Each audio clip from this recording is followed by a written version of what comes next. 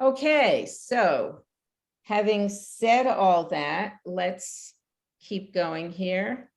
Okay, how are we getting started? The two major things we're going to be talking about in this training are about PCs. And the two major things we want you to leave with is knowing that you are the power. You are the people who are going to get everything done. And the second message is you're not going to be alone. You're going to be working in teams.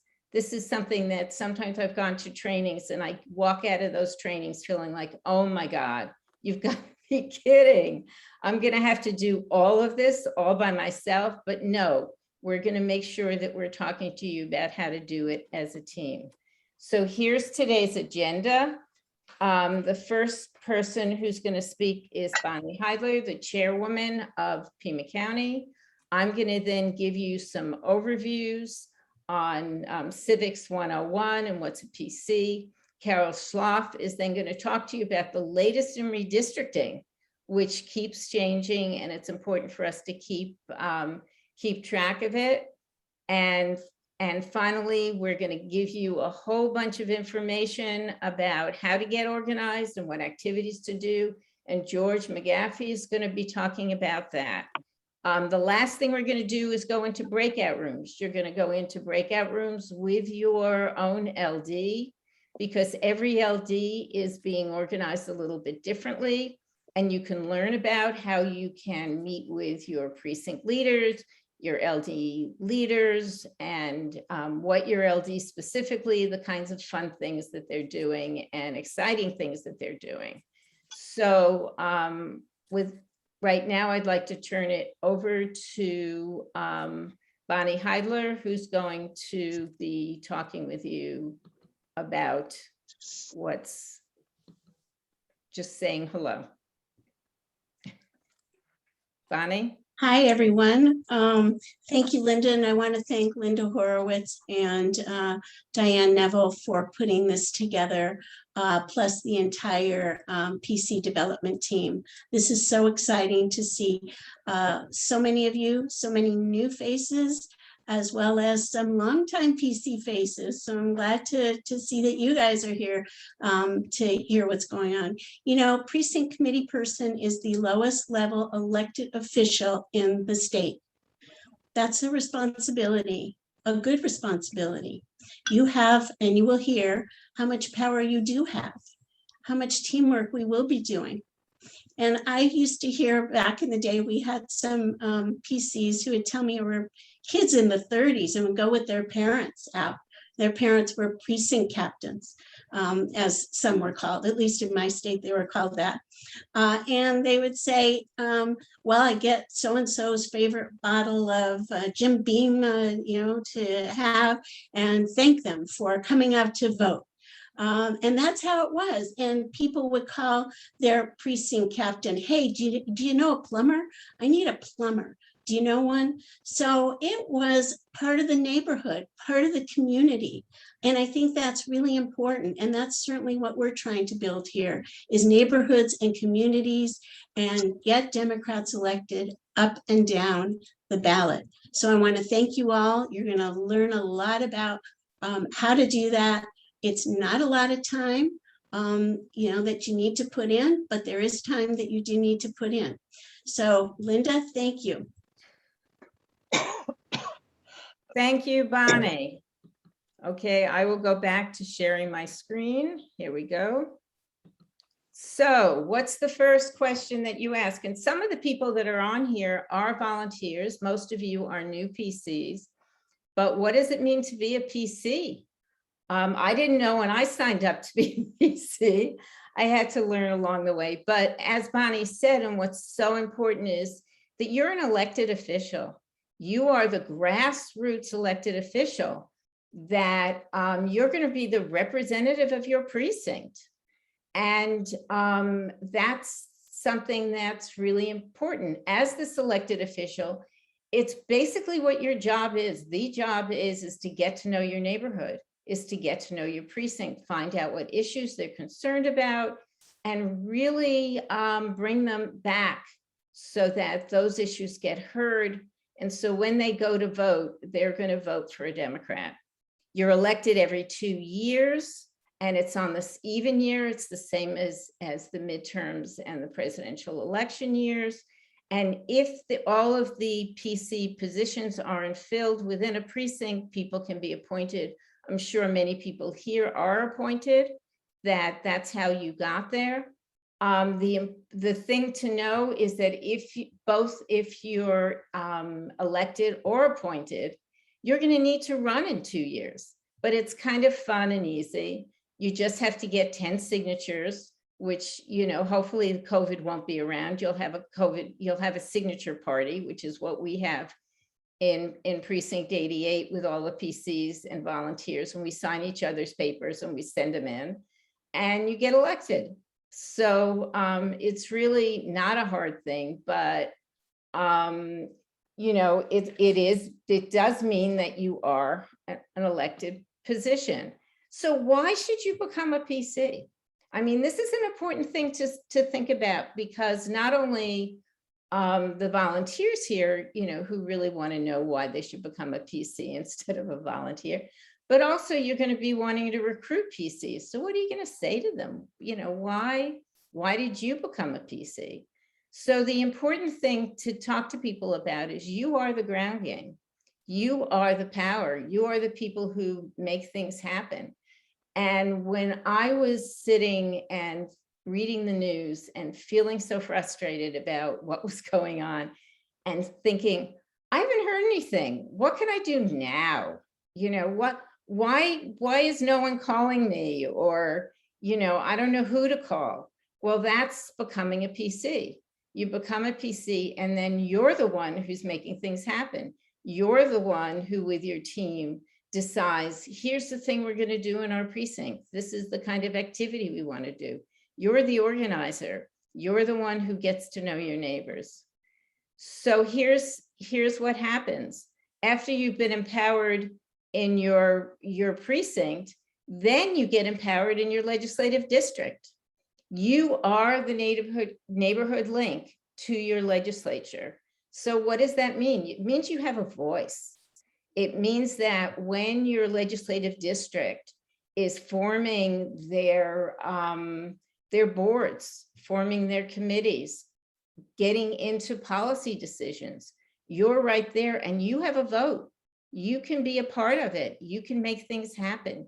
You can be a part of the committees to make things happen. It's pretty exciting. What about in the county level? I mean, I'm just repeating myself, but that's, just to make the point that you now can run for county.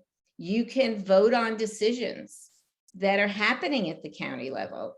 You can serve on committees. Now, you don't have to, so don't take all of this to mean, oh my God, this is so much time. This is much too big a time commitment. You make choices in there, but the point is you have those choices and you have the power to make a choice. So here's the state level, which I loved once I found out about it. Every single LD gets elected representatives to serve in the state Democratic Party. And the number of PCs in that LD that get to be representatives are based on the number of PCs in that LD. So the more PCs you recruit, the more representatives you have at the state. Just a little thing to say, you need, one little reason why maybe recruitment might be a good idea. So let's just talk about what is a precinct. Okay, so these are all, and I know this is a terrible slide and I got yelled at once for it, but I can't find one that's a little brighter. But these are all the precincts. This is a map of all the precincts in Arizona. And what you should notice is that, since the precincts are basically based on population, that little cluster right here, that's Maricopa County. And when you look at the number of precincts that there are, Pima County doesn't have very many. So we need to get every single one of our voters out because we make a difference. And so that's a reason to do that. So here's the precincts based on just around the metro area, just to get a sense of all these little boxes that are in here. Because again, the denser the population, the more there are. But the important thing to look at in there in terms of the metro area is that, you know, each one of these precincts looks like this. This is my precinct because I figured that way it was the easiest way for me to talk about it. So this is a map of a precinct. And what we heard is there are no plans by the Board of Supervisors to change the precincts. So even though redistricting is going to be changing the legislative districts, they're going to be changing the congressional districts, they are not going to be changing the precincts. So getting to know your precinct now is the same precinct that you're going to be in and you're going to be dealing with during the election. So what do you do in terms of teamwork? Here's your precinct. Okay, you now divide your precinct into neighborhoods. In precinct 88, we have 9 precinct PCs. So we could divide our precinct into 9 different neighborhoods, which we call turfs. So one of the things to look at is right down here, which is Sunrise Drive, you've got some apartment buildings. This is a much more densely populated area than up here where I live. So I am basically, my turf is like this whole big area over here. And there's some other people who live over here and their turf is over here. But down here is where most of our turfs are. Most of our neighborhoods are divided up because there's more people living in those places, but we divide it up and then we get to know the people who are in that area.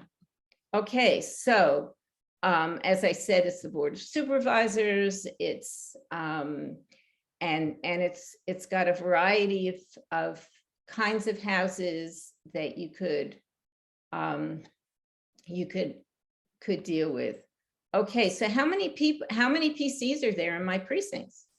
Well, what we start with is 1 PC for each political party.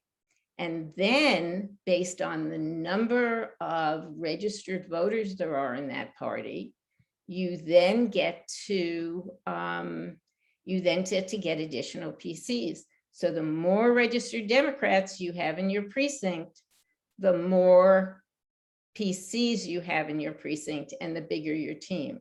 So that's another motivator for doing that kind of voter registration, so that in fact you're getting even more help within your precinct, so that you can get more people to work with you. Okay, so what's a legislative district? So Arizona has 30 of them, as it says. Again, if we look at this map, where's most of our legislative districts? In Maricopa County. So we need to really, again, work within our legislative districts to elect people in our districts to make a difference up in the State House. So these boundaries will be changing because of redistricting, which Carol will talk about. But how do we elect our state representatives? Our state representatives get elected by legislative districts. We elect 2 state representatives and 1 Senate representative. Now, here's something that I've learned is different in Arizona than in a lot of other states. In many states, you have 1 set of boundaries for your representatives to the House and a different set of boundaries for your representative for the Senate. That is not true in Arizona. Every LD elects both the 2 representatives going to the legislature and the 1 senator. Now, just to remind you, we came so close to taking over the legislature. There are 31 Republicans and 29 Democrats. What that says is we came 1 vote, 1 representative short of doing something about that one. In the Senate, there's 16 Republican senators and 14 Democrats. Again, 1 senator, and we would have had more of an influence. They're going to be redistricting. We're going to have to get ourselves organized. We're going to have to do all the grassroots. This time around, we have got to get in there, and you all know that. That's why you're here. But I'm just reiterating that. Okay, so in Pima County, what do we have? As I said, it crosses the precincts and the legislative districts. The precincts, each legislative district crosses counties, so that you've got only a few of our legislative districts are only in Pima County. I mean, we've got 4 in 14, which I didn't know that until I was putting these slides together. I mean, that's amazing for the work that you guys have to do in order to reach out to different people. And so what about the congressional districts? Okay, so we have 9 congressional districts, as you know, and we're not going to get any more, but they are going to move the lines around based on the census. So we are going to have something to work towards. And again, if you look at the map, the cluster of congressional districts are still around Maricopa County. Here is Pima County down here, and you can see how there are 3 different congressional districts that touch Pima County. In fact, there's this little tiny one right here. That's 1 precinct in LD9. And as somebody who worked for the last election in LD9, that was one of my biggest surprises, was when I recruited someone in that precinct and he said, "Oh, Ann Kirkpatrick's not my representative." It was like, really? So it's really keeping track of that, because you're going to be recruiting people, and it could be that in fact they're going to be working on some of different campaigns than you are. So it's important to understand. So that's the basics, questions for this part. I'm going to stop sharing and turn it over to Sue and see if there's been any questions in the chat. Sue? There we go. I just had to unmute myself. Okay. I think that whenever we talk about we're elected officials, and that there's some folks that have just signed up, and perhaps talk a bit about the transition between being an appointed PC and then becoming an elected PC. Okay. When you're appointed PC, when you come to the even year, which will be 2022, every single PC once again comes up for re-election. So the appointed PCs now have to apply to be an elected PC. You will get an application from the Board of Supervisors that tells you that you need to decide whether or not you want to run for office, and what you need to fill out in order to send your application in. That's where you need 10 signatures of someone else, of the people who live in your precincts. My husband signed it, just my, other PCs can sign it for you. I mean, it's a very easy process. And basically in the primary, when the primary is over, unless there's more PCs than there are that want to run, than are in your, that you're allotted in your precinct, you're just after the primary you're in. So that's how it works. It's really an easy process. And when that comes up, people within your LD will help you through it. Everyone will be sort of mobilized to make sure that all the PCs in their LD get themselves re-elected. Susan Bickle can tell you in LD9 that we were on the phone calling every single PC just to make sure they understood what the process was, so that they can get themselves reappointed or re-elected. And at that point, you're no longer appointed, you're now an elected PC. I'd like to ask Linda, but I'm not sure how Linda P, if we're answering her question. She says this is all quite confusing. Is there a written form available that explains it? We're doing a handbook that will be available very soon. that will spell out these issues. The important thing to really just hold on to right now is it will not be an issue for you until the 2022 election. Right now, you're an appointed PC and you will be an appointed PC up to that point. And you will be hand carried, believe me, through the process when it happens. I promise you that. So at this point, just don't worry about it and just do the PC things. I don't see any other questions in chat. Okay, so not having any more questions, I am going to turn it over to Carol Schlaff to talk to you about redistricting.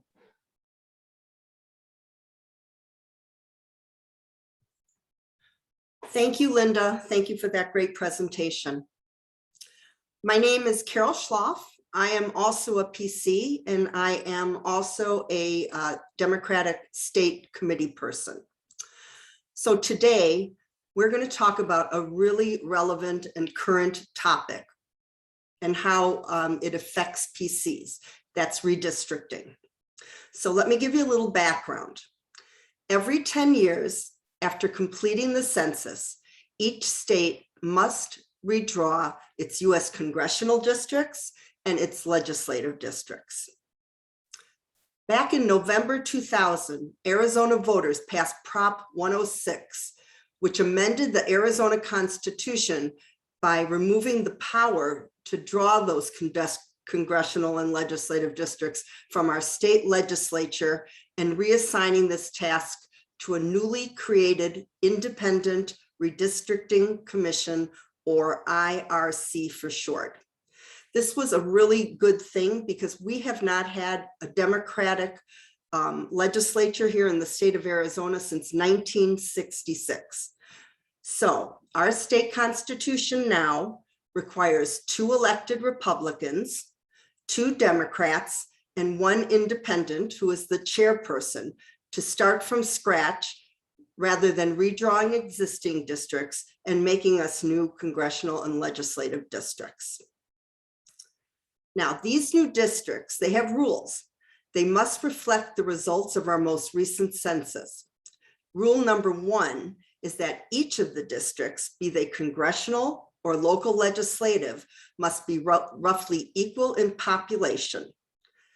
Other factors to be considered are the Federal Voting Rights Act, district shape, which must be contiguous, geographical features such as rivers and mountains, respect for community of interest, and potential competitiveness.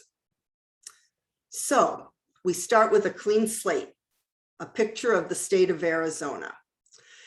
And the computer does the first grid. It generates equal population centers, 9 equal US congressional centers and 30 state legislative districts.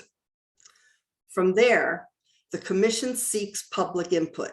Now here in Pima County, I think over the weekend of the 7th and 8th of August, that was our first round of public hearings. They were done in person, and you could also submit your testimony online. So the goals of these public hearings is to solicit input about how you would like to see your local boundaries drawn. Of top importance is communities of interest. That's a community of people who share common interests and passions. They may have common policy concerns, and it would benefit them being maintained in a single district. I'll give you an example. I live in Legislative District 3, and in my precinct, I live on the west side of the Tucson Mountains. Now, I shop in Tucson. My doctors and my dentists are in Tucson. My restaurants that I love are in Tucson. However, my friends that live a mile or 2 west of me fall into Legislative District 4. Now, they shop also in Tucson. They get their news from Tucson. Their doctors and dentists are in Tucson also, so are their friends. However, their district is basically headquartered in Yuma, a 4-hour drive away from their home.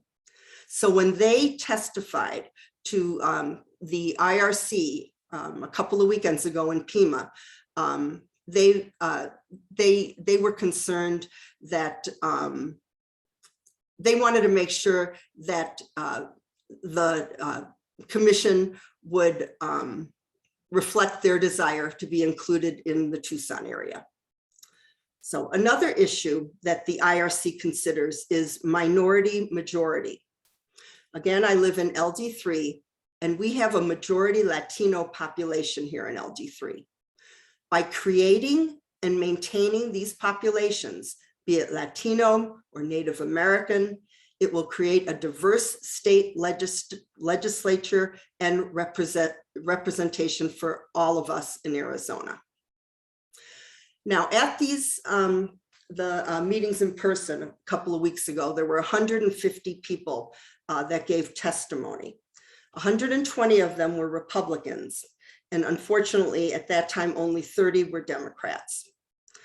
The Republicans were really well organized, and they all had the same message that they repeated again and again and again: create white Christian precincts.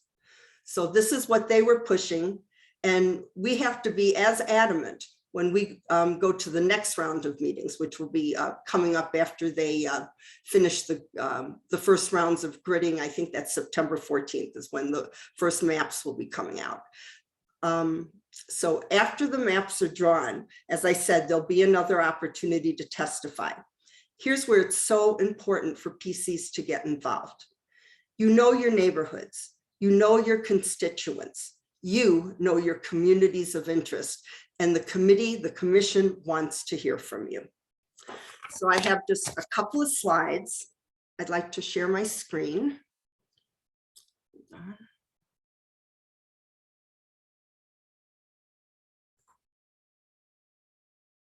I don't see where I can share my screen.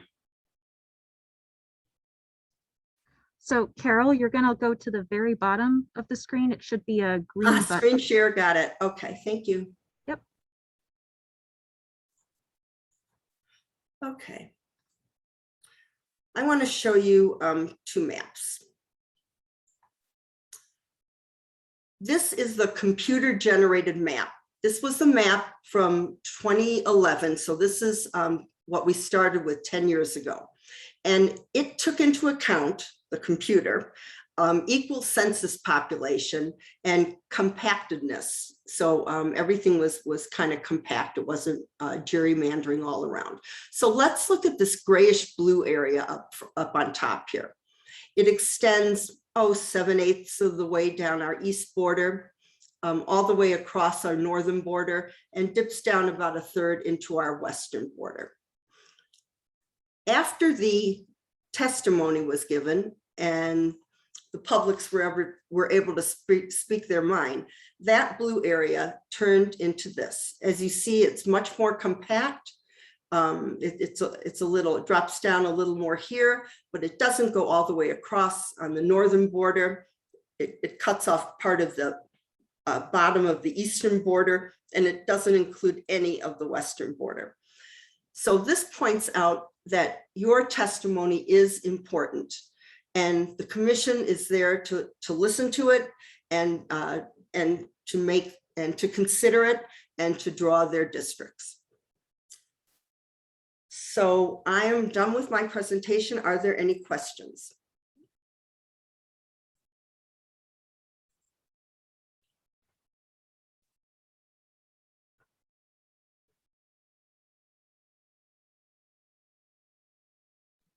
Sue, are there any questions in the chat?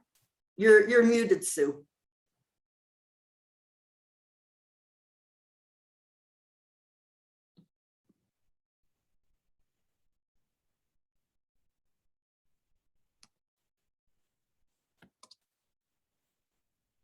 Sue? Sue, you're muted. It looks like Sue's getting some help.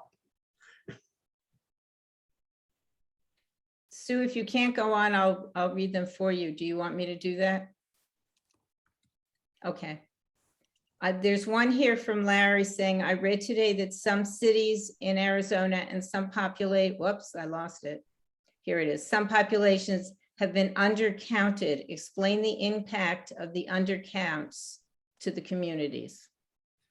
I read that story too. I found it really interesting. They came in, they built hundreds of homes, and they had a big influx of people coming into the community over the last 10 years, and they ended up having 90 people less than 10 years ago.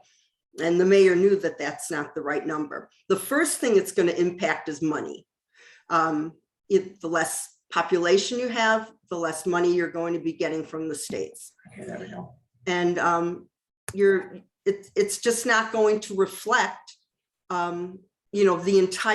the entire community. I believe that is a predominantly Latino community also. So, but there's, unfortunately, I don't think a lot you can do about it.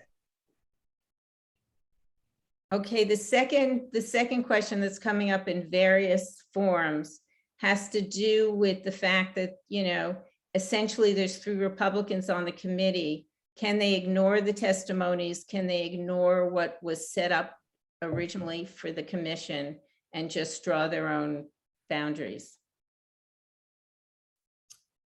Well, I probably not, they're not supposed to, but I don't know what they're going to do. I've heard that the independent on the committee has more of a Republican bend to her decisions, but perhaps someone else who's more involved with that can speak on that if they like. I know we have Susan Bickle here, if she would like to unmute and add to that, if she would like to. Thank you. Susan, no? Okay, she says no. Okay. You're doing a fine job, Carol. Just keep doing it. Oh, thank you. I'm back. I'm going to take the heat. I'm going to take the heat on this. Okay, I see. Okay. Someone asks, is it the responsibility of the commission to make sure each district is diverse?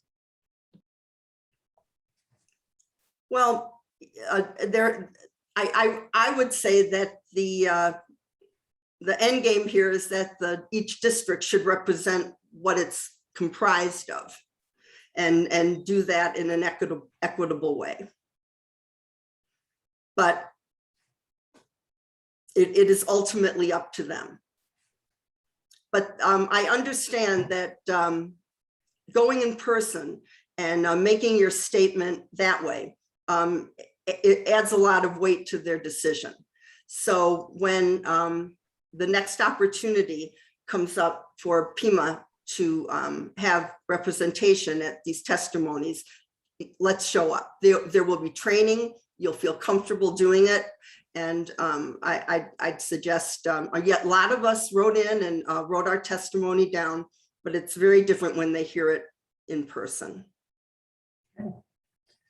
And they say, is it okay for the Repubs to request an all-white Christian district? I assume that you can request whatever you might want, but well, but think of it this way: if you're on that committee and you have 100 people coming in and all saying the same thing, does that sway you? So there's a lot to consider here. Carol, can I say one thing?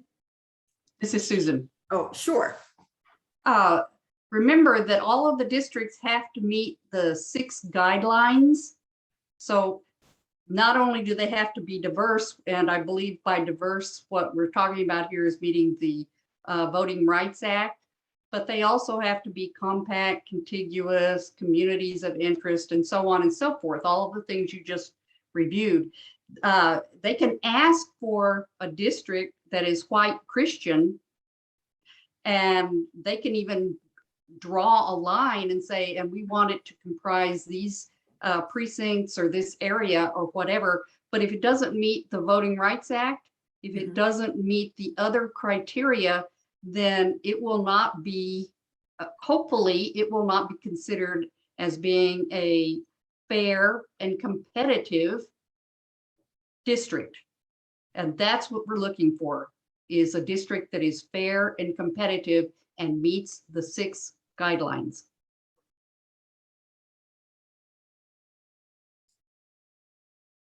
And we have a question, what is our recourse when the independent is obviously not independent?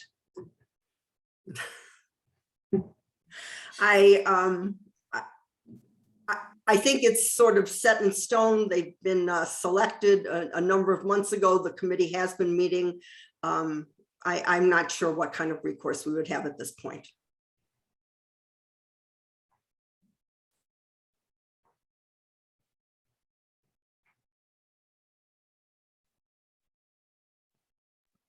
I see Gail wrote, there will be lawsuits regardless of the outcome.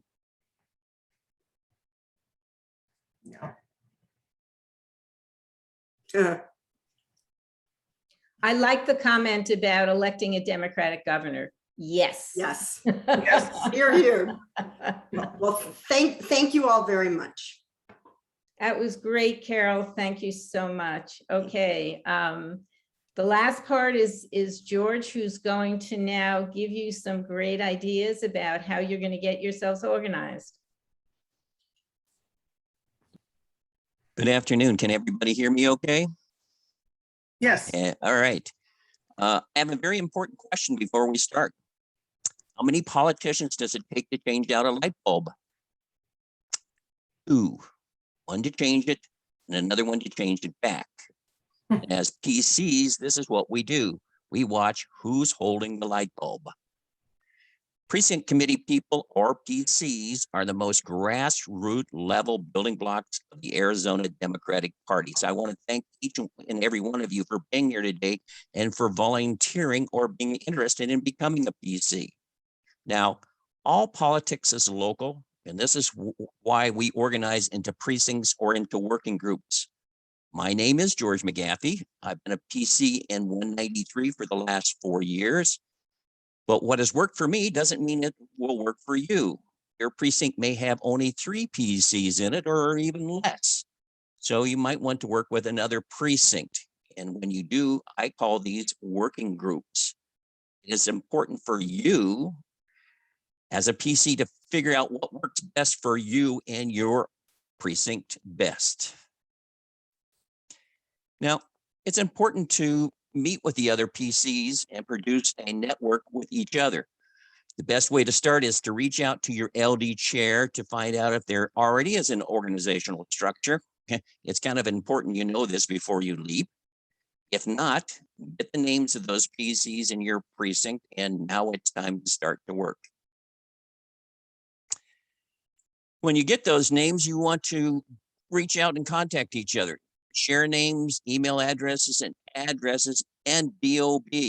I'll tell you in a few minutes what that's all about because it's important. Now, when you start organizing, it's important to have a leadership committee that you can fall back on or help lead you forward. So you want to start by organizing some leadership. You want to elect a chair. Maybe you can coerce somebody or arm twist, or maybe they'll even volunteer, but you need to have a chair. And the chair is going to be somebody that's going to lead your precinct and maybe even has some experience in the democratic process and is a mentor you can rely upon, someone that is going to be a good leader. You will want to have a secretary, someone to keep notes. No, you don't need a legal secretary because we're not going to be writing any laws. However, you should use the KISS principle. This is somebody who is willing to send out emails to remind you when, where, when, and how your working plan will work. Now, the next step, and this is an important one, is the outreach leader. The outreach leader is someone that is willing to be trained on the van. And I'll tell you in a few minutes what the van is. Now, why would we want your date of birth? You know, being a PC is not all about work. It's about having a little fun. I think the most fun I had was when I had 3 of my fellow PCs call me and sing to me happy birthday. To an old guy, that was really rewarding. And you know, this is what it's all about, is having some fun. You can get together for coffee. You can talk about what's going on in your area besides politics, sharing some good times and some laughs and some jokes. Having a good time is what date of birth is all about. Now, it's important you map out the turfs in your neighborhood. Now, what is a turf? A turf is an area in your neighborhood that covers it covers specific block areas, and it's done on the van. Some of you might have heard this as a walk list.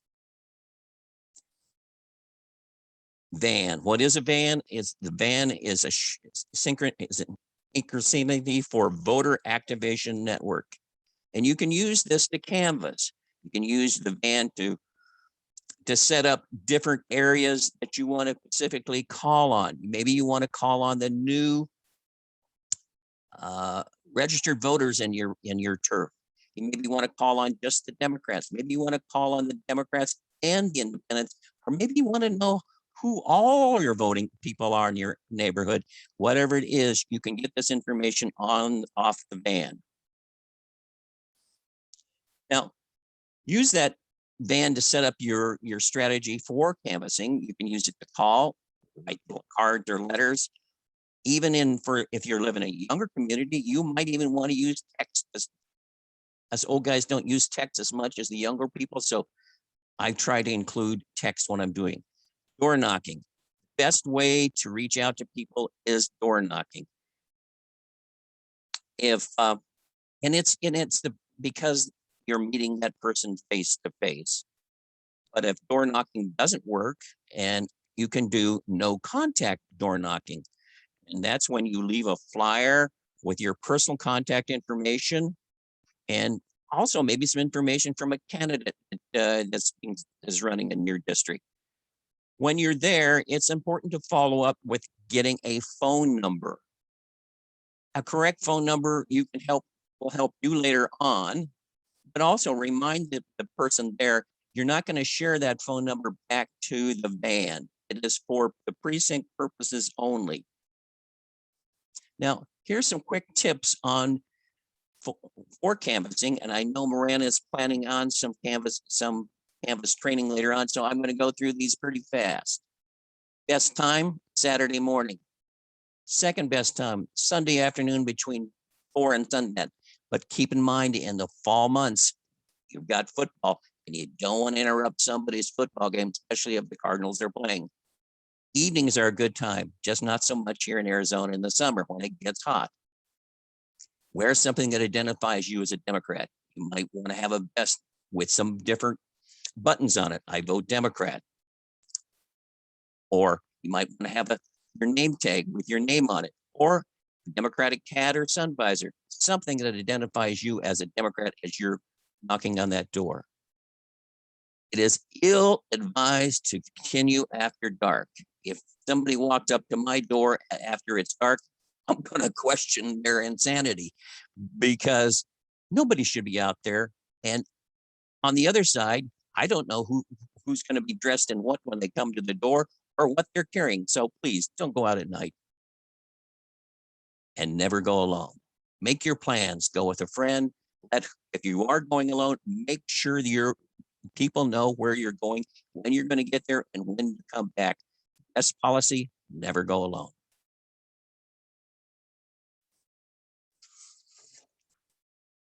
Plan some outreach activities in your precinct. Engage with your volunteers and your neighbors. Welcome new voters to your precinct. Get them registered. Break down your van so you know exactly who is new in your precinct just recently.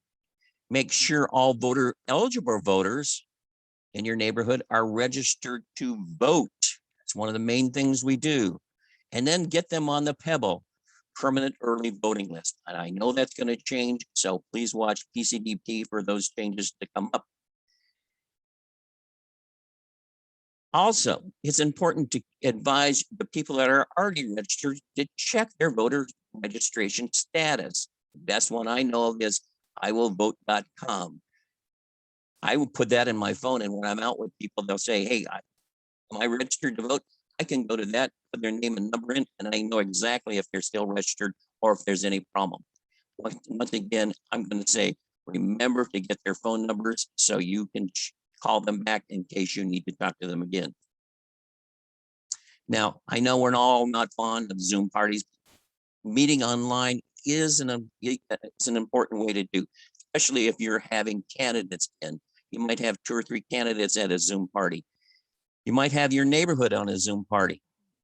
Zoom is a good way to meet your neighbors and friends if you can't meet in person. Now, the other thing is, one of the most important things we do is help GOTV. What is GOTV? Get out the vote. On election day, through the last 72 hours preceding the election, this is our main job. We do this by helping get down ballot candidates get elected. Down ballot candidates is the most important thing we do, because what is a down ballot candidate? Well, it's the ballot. We want to make sure people vote from top to bottom. Most voters will vote for the president or the U.S. Senate or U.S. representatives and stop there. Local candidates are at the bottom of the ballot. Those are the most important ones for our county. They could be county officers, local school boards, justices of the peace, judges, and more. These votes will change. These votes could change our state legislator numbers next year, with our state house at 31 Republicans and 29 Democrats, and the Senate at 16 and 14 in the last session. We need to empower every and all Democratic candidates. We need to turn our state legislature blue and stop the bad bills we are now fighting against within all our initiatives and referendums. President Harry Truman said, the most important thing I've ever done was be a precinct cabinet. Now, Okay, we have some questions. Okay. One is, why would you not share phone numbers with the van? It's up to the individual person for their own privacy. Some people will say, yeah, go ahead and share it to the van, and or share it to the county. Some people say, no, I don't want that. So respect their privacy. If you want to have that information, be able to call them back on a personal basis, let them know that that is an option they can have. Okay. And does somebody have a website for checking voter registration? I want to share this list of acronyms and information on the website. You can read what that is real quick, and I will leave this up for a few more minutes. And the best way to try and copy this is, if you're on a PC or Mac, you can do a print screen. Hit that button, it will copy it to your clipboard. Later on, when you're in your word processor, you can go up there and click on the clipboard, and it will print right to you the page that you're on that particular area. However, if you're not and you want to do it another way, the best way to do it is right now, grab your phone and take a picture of the screen. We'll wait a few more minutes as I explain some of these websites. Other way to do it is if you're on a PC or a Mac, you can do Command Shift S, and there will be a pair of scissors, and you can cut and paste if you'd like. A couple of the areas I want to mention for websites is the easydem.org. There's a video on there, what is a PC? And I would suggest you go and look that over, run it through 2 or 3 times. It's a great tool if you're trying to recruit somebody. Copy it, download it, save it, share it to the people in your precinct. PimaDems.org has a lot of good information, especially for what is a PC. Go to the website, click on take actions, and from there is information on how to register to be a PC, what is a PC, all kinds of information. And thank you, PCDP, for putting all that information out there. There is another academic, azdem.org. That's I'll start over. Academy.azdem.org. That's also another training application that you can go on and do some more studies if you'd like to have more information. The other thing is our coordinated campaign, Mission for Arizona. You can go to HTTPs and so on and so forth to missionforarizona.com. And that's a good way to find out what the coordinated campaign they're going to be helping. Senator Kelly and several other people I put on here. iwillvote.com. Put that in your phone. Share that with as many people as you can. Let's get as many people registered in as Democrats so we have more PCs in our areas. The last one is azredistricting.org/districting locator. If you don't know what your LD is or your CD, congressional district, you can go to that particular website, put your address in, and it will give you exactly those particular topics. Any other questions, Sue? There's a fair number of comments in the chat, and I know there's ways that a person can get a transcript of the chat as well, but I'm not personally Go down fluent to the bottom of the chat, and on the right-hand side, there's a little thing that looks kind of like a book. And you can download everything that's in the chat. Click on that little book thing, and it will download to your computer. And so you can bring that up later and save it. right, because many more comments than actual questions right now. Okay. Well, good. We're all talking about it. So that's what we want as PCs, to be actively engaging all the PCs in our area. Sue, thank you very much. And then I'll turn this back to Linda. Thank you. This is great. Thank you so much, George. This is just our beginning introduction. This is, you know, the start, as we said when we started the whole training, with lots more to go after that. After we're done with this, you're going to be going into breakout rooms with your LDs so that you can find out a lot more information about what your particular LD is working on right now, how they're organized, since their organizational process is a little bit different with each of the LDs, and some of the fun stuff that's probably going on within the LD also. When you're done with that breakout room, you can just zoom off. We're not going to come back together. But before we break out, just the main thing, first of all, is we would like your feedback, and you can give your feedback to me at linda.horowitz.real@gmail.com. Miranda, could you type that into the chat for me, please? You can let me know. The other thing that Diane and I would love to get is, what kind of trainings do you want next? Miranda's going to talk to you about a canvassing training. I've come up with ones myself, you know, voter registration. How do you do it? Where's the best places to go? Another one on, how do I be a precinct leader? What are the things that I do in order to get my precinct organized? Doing one just specifically on that one. Another one would be, how do I use the van? What are the things I can do? Those are the ones I came up with in my head right before we met, that were sort of ideas that I had of trainings people might want. I want to know what trainings you want so that we can organize our trainings around the particular needs that you may have. I'm going to turn this over to Miranda so that she can speak with you about the training on canvassing, and then divide you up into your breakout rooms. Hello.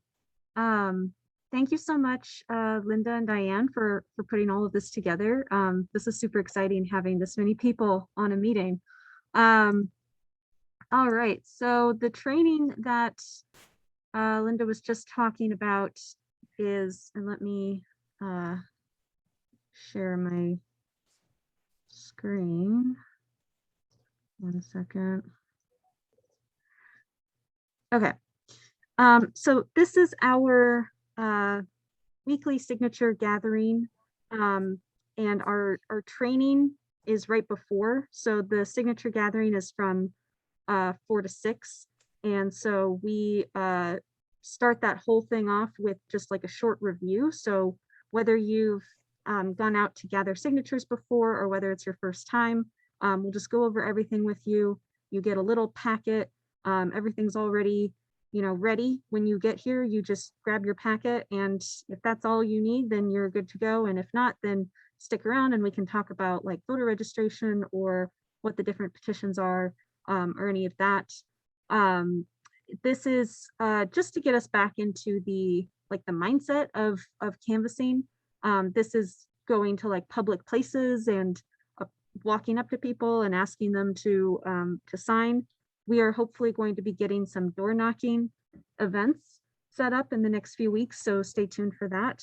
But if you do want to attend this event or any of our other weekly signature events, then I'm just going to put that in the chat, wherever the chat is.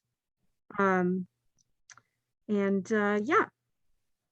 All right, so now I'm gonna go ahead and start the breakout rooms. You should see a button right now, and it asks you to join. So you're just going to click that button and then you can join your breakout room.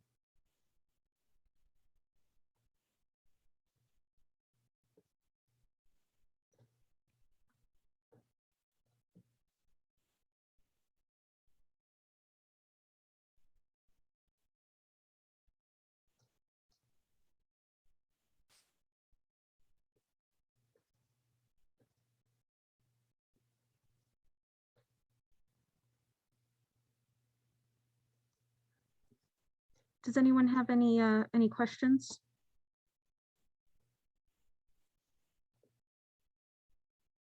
Wrong LD? Okay, sorry, you're just labeled as LD2.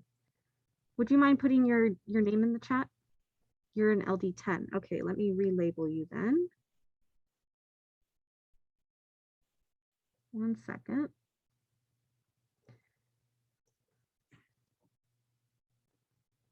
And then let me move you to LD10. All right. And Margaret. Peggy is LD9, not LD10. Okay. And then Peggy, were you invited? Sorry, one second. Ah, here we go. Move to LD9. All right, that should be good now. All right, and Jane Webb. So Jane Webb is, Jane, are you there? Peggy, you should now be invited to LD9. There you go. Jane, are you there? Jane?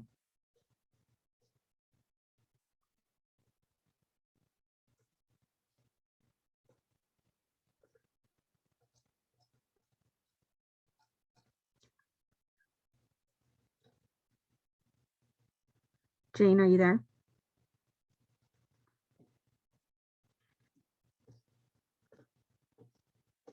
Jane?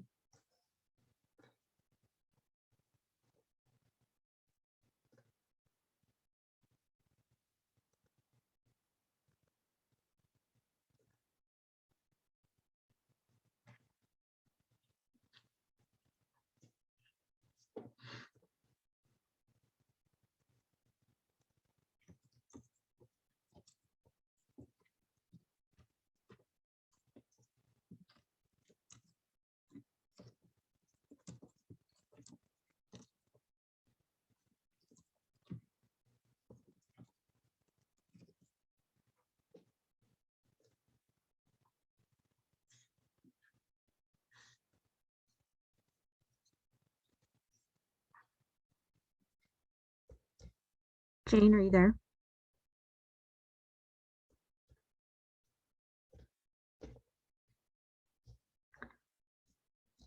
Jane, are you there?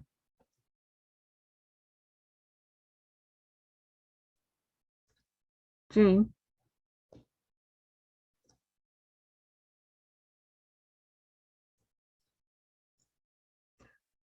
Hi. Don't know what happened to Jane. She's not responding to me. Oh, So that's, she might have walked away from her computer. yeah, that's what I think. All righty. So you were in LD9. Do you want to go to a different room? Well, why don't you first just fill me in on what we ended up having in terms of breakout rooms? So we have an LD2 room, and then there's an LD3 and 4, but there's only 4 people in there. Okay, There's an LD9 room, and then there's 2 rooms for LD10 and LD14 because there were so many people. And then there's an LD11 room. okay. I'm trying to think of which rooms might need my help the most. Why don't I I, can- go ahead. I can tell you who's in a room if you want. I can tell you, like, no, like Diana's in the one LD10 room, and then Gail's in another one. I think LD10's pretty, they're comfortable. They'll be fine. Yeah. So the only ones in LD3 and LD4 are Carol Schloth, Christina Early, Kay Davis, and SJ Early, Stephen Early. Yeah, why don't I jump into to that one just, and then I'll go out. Let me just see how they're doing. Okay. Sounds good. You should be good to go. Jane, are you there? Jane. Where has Jane gone? Jane.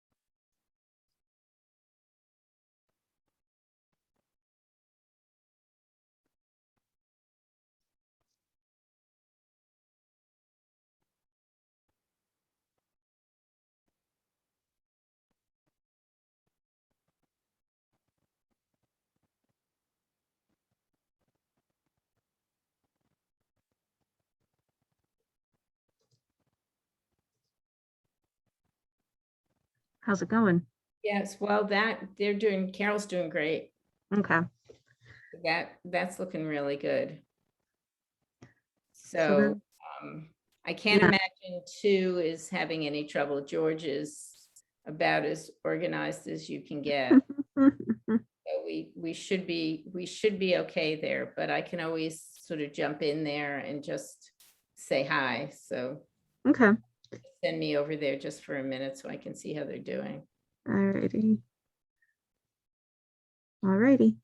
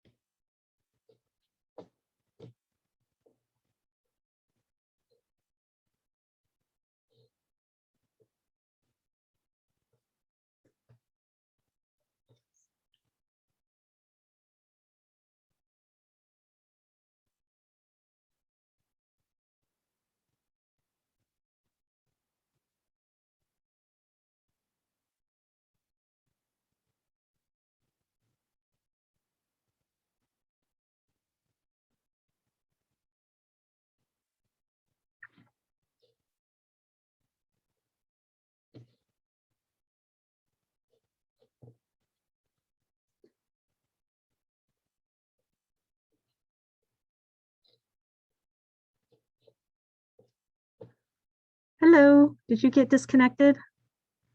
Hold on, you're muted if you're trying to talk. Yeah, I unmuted myself. I got disconnected. I'm with LD11. Okay, I'll put you back in there. Thank you. Mhm.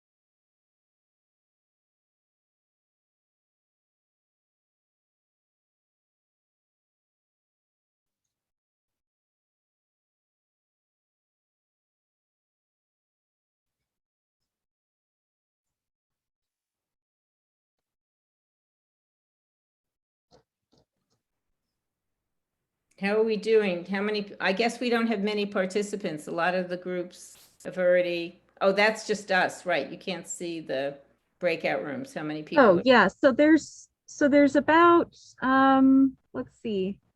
There's about 10 still left in each room, with the exception of the LD3, LD4 room.